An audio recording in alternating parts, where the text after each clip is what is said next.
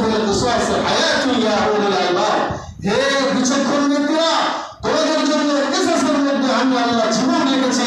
যদি কিসাস তোমরা ফয়সালা করতে পারো, কিসাসের বাস্তবায়ন করতে পারো, তাহলে জেনে রেখো তোমাদের জীবন তোমরা ফিরে পাবে, অন্যায়ভাবে কেউ হত্যা করতে আগাবে না। অথবা ঠিক না ঠিক? আল্লাহর কথা এটা। এটা যদি বাস্তবায়ন হতো, একজনকে যদি জনসমুদ্রে নিয়েছে, ওইভাবে যেভাবে আঘাত করে মারা হয়েছে, ওইভাবে চতুর্দিকে মানুষ থাকবে, আঘাত করতে করতে তাকে হত্যা করা হতো। দুনিয়ার মানচিত্র থেকে মানুষকে হত্যা করার, বর্বরভাবে অন্যায়ভাবে হত্যা করার প্রবণতা 100% করে যেত, একেবারে ছেড়ে হতো। আল্লাহ রাব্বুল আলামিন পরপর দুটি আয়াতে সাবধান করে দিলেন, সতর্ক করলেন যে আমি আল্লাহ কুষ্ঠিকারও একজন বান্দাকে অন্যায়ভাবে হত্যা করা বরদাস্ত করতে পারি না।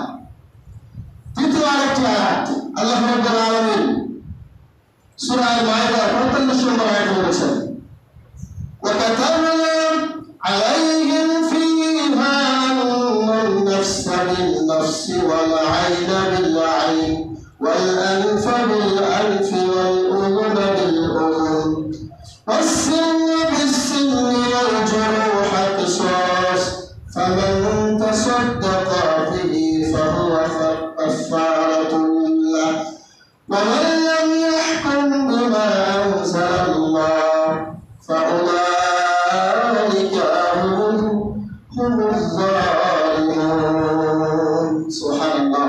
আল্লাহ রাব্বুল আলামিন এই আয়াতে আরো সাবধান করে দিলেন। সূরা আল-মাইদা 45 নম্বর আয়াত আল্লাহ বলেন, ওয়াকাতাবনা আলাইহিম ফিহা, আমি ইহুদীদেরকে একটা কিতাব দিয়েছিলাম, সেটার নাম ছিল তাওরাত। ওই তাওরাতের ভিতরে এই বিধান লিখেছিলাম, যেই বিধান আমি তোমাদেরকে বলে দিয়েছি। তার মানে কোনো ভয় নেই, মানুষ হত্যা করার কোনো বিধান নাই, একমাত্র শরীয়তের দৃষ্টি ছাড়া, শরীয়তের অনুমোদন ছাড়া। সেটা হচ্ছে 3 প্রকার। এটা আমি একটু বড় বলছি। আল্লাহ বলছেন কি সেখানে লিখেছিলাম, আমি আমার বান্দাদের নিরাপত্তার জন্য কি বিধান ফয়সালা করেছিলাম, আল্লাহ নাফসা বিল নাফসি, একজন নফসকে হত্যা করলে, একটা আত্মাকে হত্যা করলে হত্যাকারীকে হত্যা করতে হবে।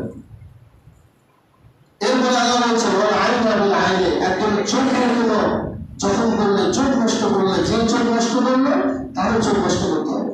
কে বলেছে বলেন তো? আল্লাহ সরাসরি কোরআন থেকে বলছি, আল্লাহর কথাই হলো। এরপরে আল্লাহ বলেছেন